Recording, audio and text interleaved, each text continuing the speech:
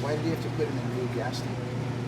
Gas tank, modern fuel is it's actually a great question. Modern fuel is comprised of gasoline, additives, and alcohol. Corn squeezins and Tide. Pardon? Corn squeezins and Tide. Yep. And it turns out the alcohol is hygroscopic. What that means is the alcohol absorbs moisture.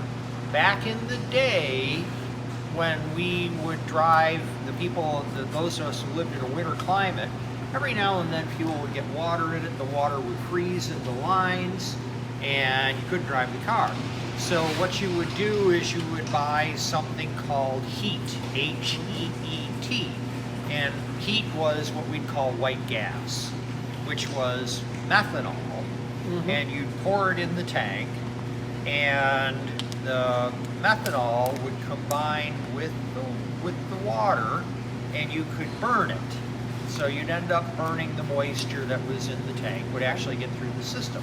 I remember my grandparents using that in Indiana and in Michigan. The issue with water in the system, of course, is water and steel and oxygen corrosion. Mm-hmm. So I have worked on cars now.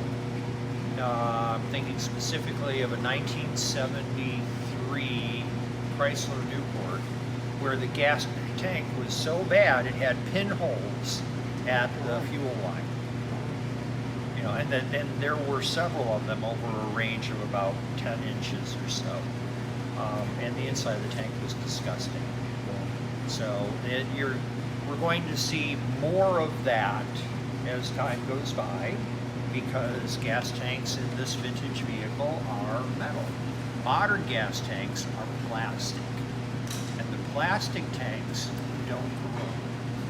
But this is a function of matching the formulation of fuel to the application and taking appropriate steps to ensure that you're keeping everything in good condition.